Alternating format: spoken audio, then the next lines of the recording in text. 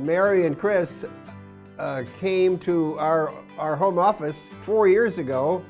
I remember that day so well because you gave us a tour of your offices, and there was a great big American flag, and then we went into the room where you had the dedication to Warren Buffett, but also recognizing many of your employees or relatives or families of your employees and the role they played in service to our country, just really celebrating the contributions they've made to the point where you had a whole wall dedicated to them. I'll give Mary full credit for it. I think she said this would make a great book. You've got all this wonderful material here that really encaptured a great story about America.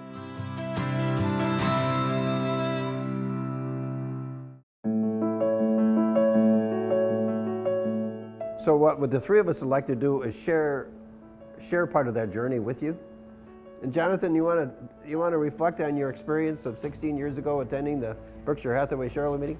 We weren't alone being the second generation at the conference. There's a lot of people who bring their families along, and it's also delivered in such a simple way that anyone can understand and walk away with some great messages about life or investing. There was a 13-year-old that went up to the microphone and said, "Mr. Buffett, I'm 13 years old and this is my 6th Berkshire Hathaway shareholder meeting." And everyone stops and gives him a round of applause. That's the kind of energy that's there. There's so much excitement for people to be able to get that kind of information at a young age and imagine how you can put that knowledge to use over the long run. So Kati, talk about your experience about you coming on to Spectrum and where you fit in the picture. In 2018, I was a recipient for a Germantown Community Scholarship Fund, and that's where I met Jim as he presented the award and we took a picture on stage. I, as energetic as I could be as a senior in high school, asked about internship opportunities, and Jim said, "Let's stay in touch." We jumped at it. When you said, let's do a mural on Warren Buffett, I'm with you. On the other wall on our second floor, we have 60 framed stories of soldiers related to our employees and or their spouses. And of the 60 stories, 20 of those stories are related to John's wife, Laura. As we shared those stories within the office, more and more stories kept unfolding. That developed the Spectrum Soldier Wall, and the connection between the two, the Warren Buffett timeline and the Soldier Wall, it was like magic that the two were connected together. And that's when our friends gave the suggestion. We have an expression at Spectrum that says, when someone dies, a library closes. But at Spectrum, we want to keep that library open. That's our story. Hopefully you enjoy the book.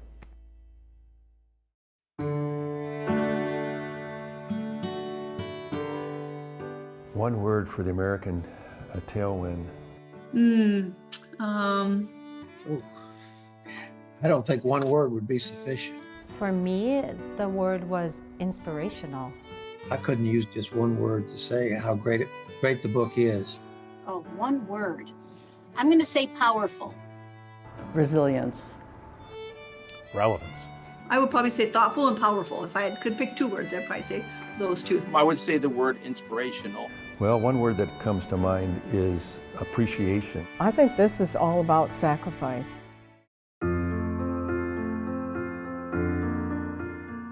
So how is Warren Buffett connected to our soldiers?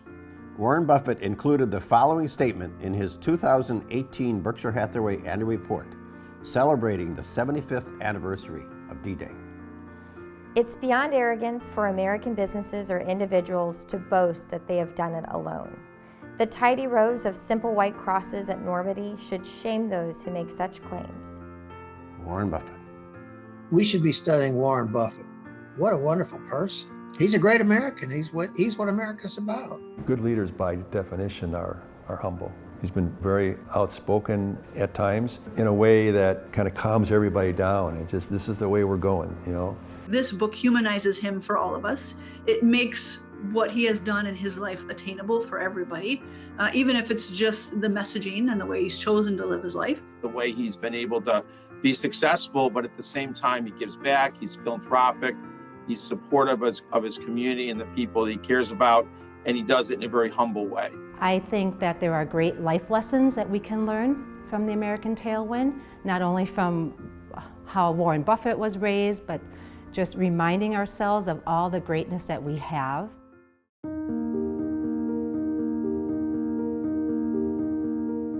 The prisoners that were here in Mequon had been in Africa with Erwin Rommel, known as the Desert Fox. My dad chose 12 of them to work with him at Herbert A. Neiman Canning Company. My dad was the foreman. Some people don't realize where Jim's office is, and it actually looks out over the canning factory, which is St. Paul Fish Company. So every day he comes to work, he can look out over there and he could say, yep, that's where the prisoners of war were. And he can feel really good about passing on this information to the next generation. My uncle, Corino Monticelli, is featured in the book. And he served in World War II from 1941 to 1945. And he was trained under General George Patton in the Mojave Desert and then followed him all the way through the Battle of the Bulge. So we got this information because he was interviewed by the Wisconsin Veterans Museum in 2018 at the age of 100. And he went on to live until 102 years old. And he coincidentally grew up only 2 miles away from where Jim Marshall grew up. So that was a very cool tie-in with the book. You know, I have a ghost that I carry with me. I never looked at my dad in his eyes, and I never shook his hand, and I never said thank you. I never had that opportunity until he was on his deathbed. And I promised him that I was going to do something in his honor. And I got very involved with the American Legion. And fast forward, I got involved with Stars and Stripes Honor Flight. But I look at that plane and all I see is my dad. I never got to take a flight with him, but that ghost never leaves. And this is my way that I can say thank you to the veterans, and my work that I do behind the scenes with them through the Honor Flight and through the American Legion is my way of saying thanks, Dad, because I never did that in my life. So I felt inspiration to keep going because it is a lot of work sometimes, and you get done with these flights and it's, you know, a 16, 18, 20-hour day. It's a lot of work, but I come off of it again with more energy to do another one, and your book just reminded me about why I have to keep going and why I have to give back to our veterans.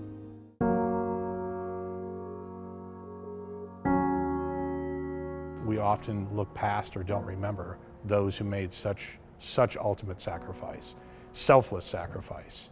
And I believe that's what this book does, is it captures that and just, again, reminds people we have what we have because of them. People before us that have sacrificed in ways we will never imagine. We can read about these things. They're glamorized in movies, and there are so few of these folks left to tell us about that. And when they do, we all listen.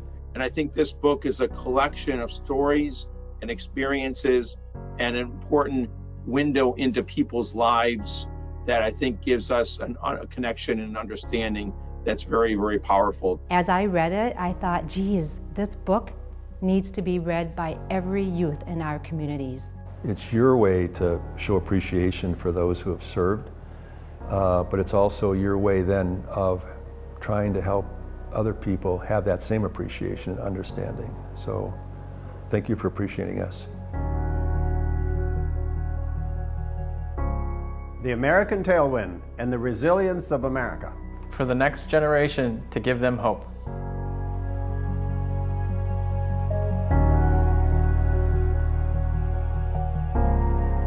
It really means a lot to see all of you here, and this journey has been an incredible collaboration, and you know, this book has really been about us. The contributions that many of you have made has really meant a lot, and we're so thankful for you bringing those stories forward and for being here tonight to help us launch this book. This book, it just takes you from the beginning to today, to the end, to the American fighting soldier. The American fighting soldier is just you. You all are patriots. You wouldn't be here if you didn't care about America. And but American Tailwinds, it's just an accounting of life. And it's so many of you and your family and your parents, grandparents. It looks like Wisconsin was the only people in the war. I thought there were a few from New York and some other states, but I've had the privilege of reading through most of the lives, and what a contribution you made. Your commitment to service as a state is wonderful. I want to show you a little bit of the research that we did going into the book. This is 103 books that were used for citations that led to the final product here today. John mentioned that when he and Laura got married, we did the story on Laura's family. Okay? When we had that story done, I showed Ron the story. I showed Ron the mural. Ron says, why don't you do a story for all of your employees at Spectrum? So that's what we did. For over the next 2 years, we gathered in that cardboard box stories from our cousins and you name it, grandfathers and uncles and whatever, and everybody had all this information up in the attic and made it accessible. And so a lot of you in this room, through one form or another, maybe a phone call here, maybe a letter there, you were a big part of the book. All these other stories started coming out about relatives and other soldiers that were related to Spectrum. And it was really one of the coolest things that I've ever seen my dad do. So kudos to him and to Angie for putting those stories together. Also, a special thank you to Cassandra Thompson. So one of the hardest parts about the book, about writing the book, was stopping writing, especially for my dad. All these stories kept coming, and it was really great, and we kept finding more information. He's like, oh, that's so great, that's got to be in the book. You can just hear it, right? And Cassandra was the one that said, Jim, we are going to finish this book. We have got to finish it. It's been 4 years. Let's do it. So a special thank you to Cassandra. I wanted to talk about one person in the book, a guy named Reuben Schetzel. That's page 222 in your book. But Reuben is a guy from Germantown in your state, and he was a soldier of fortune. Reuben was a tank driver. He had 2 hours of instruction. He climbed in a tank, put on an LST. This is the kind of guy that serves your country. These are the people. This is the inside of a man who had no fear and really hated the Krauts, as he called them. Well, Reuben went right off the bow, right off the gate. With the hatches were open on the thing, and as they went over the top of the ramp, 88 millimeter went right in the back into the tank, into the turret, killed the 3 people in there, and Reuben and his mate his driver, were blown out of there onto the shore. This is a guy that started the war in the water, and he didn't even know how to swim. He said he learned how to swim very quickly because he had about 100 yards to go. He swam like an Olympic man. He was a soldier. In this book that you need to buy, if you haven't, it takes each person, and some of these are your family, and you should be proud of what you have. I'm so proud to have been involved in this. I mean, the team that put this together is they're just amazing. Okay, this is the soldier book. What's Warren Buffett doing on the cover, right? We've been going to the Berkshire Hathaway shareholder meeting for 18 years, and one of the things that you get by going to the meeting is how much of a patriot Warren Buffett is. And so that's really the connection, that he always makes sure that he acknowledges the soldiers, that we wouldn't be here. One of his lines is, America would be just fine without Berkshire. The reverse cannot be said. We wanted to try to recreate some of that energy tonight. There's a lot of little nods to the Berkshire meeting that you see. Okay, so here's the arena, right? Connected to the arena is a conference center, basically. And in the conference center, they have exhibits from all the different Berkshire companies, like Dairy Queen, Coca-Cola, Fruit of the Loom. So we've got Coca-Cola products here tonight. We've got dilly bars. They're on sale for $1 at the Berkshire meeting. That's why we're selling them for $1 tonight, in case you're all wondering where money's going to charity. We don't have underwear, but we do have, there are also Berkshire books about Warren Buffett. We've got those. We listened to 18 years of question and answers from shareholders that Warren Buffett and Charlie Munger would answer. So there were 500 questions total with all of our newsletters. And so what we did is we took the top 150 and put them in the book. And when you look at the top 150, what's interesting about the answers is when a question was asked, Warren Buffett would take about 2 paragraphs to answer the question. Warren Buffett, Charlie Munger, 1 sentence. So anyway, these two guys, Charlie and Warren, were like a couple of old timers in a coffee shop. I mean, that's what it was like. All the questions were unrehearsed. The top 500, the Fortune 500 companies in the country, all the questions are rehearsed. The answers are rehearsed. With Charlie and Warren, fire away. And that's what they did. And they would answer questions about life, about anything. And so we have a lot of those answers to those questions. His father gave him $20 when he was 6 years old to open up a savings account. But Warren Buffett, at 7 years old, read 1,000 ways to make $1,000. And when he was 8 years old, he says, I got to get a job. and so he went, this guy was unbelievable. He went door to door. He would buy a 6-pack of Coke for a quarter and then sell each bottle for a nickel and make a nickel on the 6-pack, and he'd put it in the bank. So when he was 11 years old, he bought his first stock.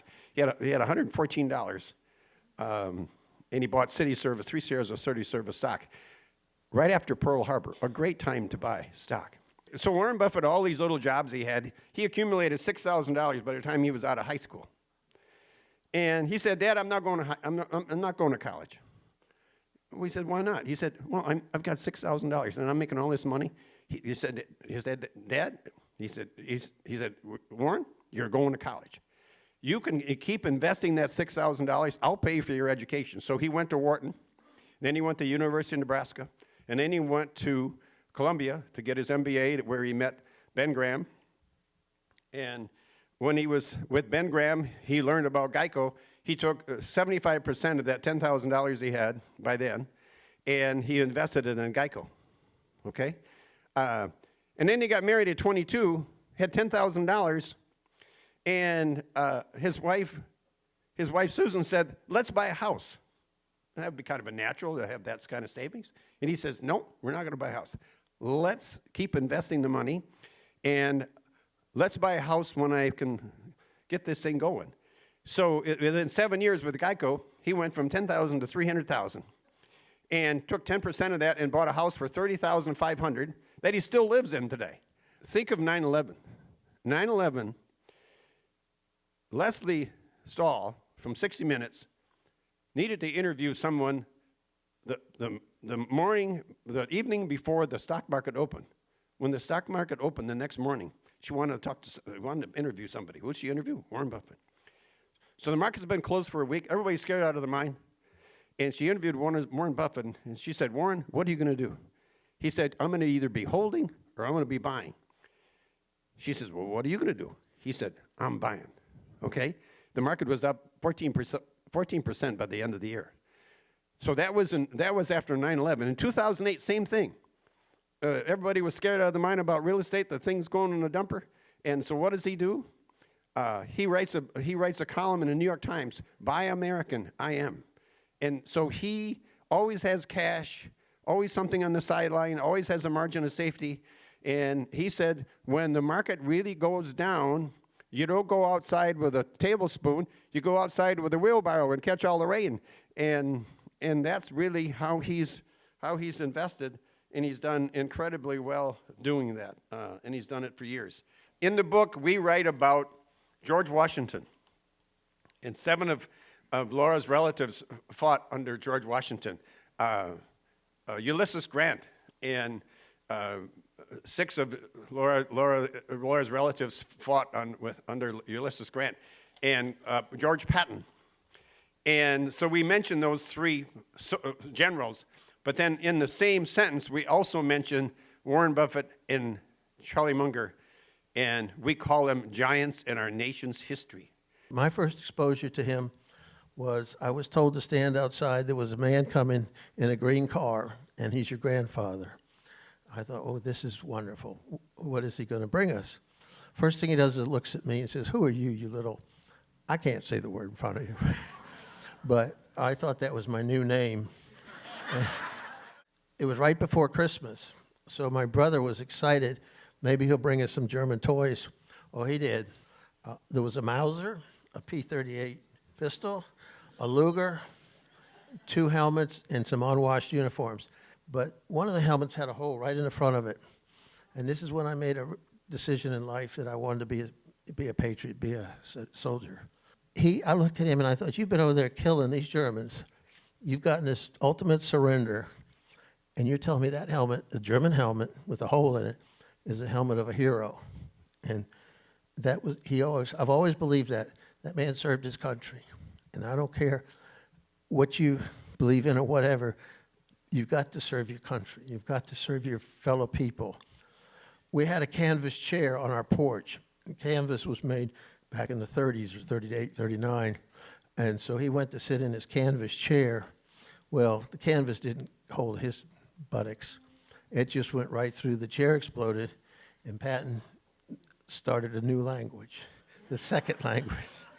And I've never heard so many words. I mean, I didn't understand a lot of words then, but when he finished his, using his vocabulary, I thought, well, this is going to be great. I got a new name, a new language.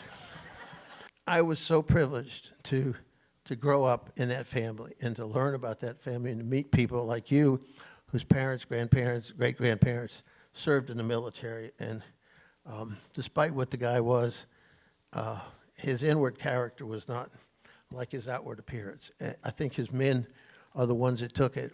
And I also want to say that General Patton was very much aware of, he wore the medals, but for every man that was over there, the 400,000, remember they had a mother who birthed them, raised them, hugged them, and we were always taught that you've got to remember the family of those, especially you, ma'am, that it's just the commitment that the woman makes. I mean, I know men make commitments, but that's how they get this all started.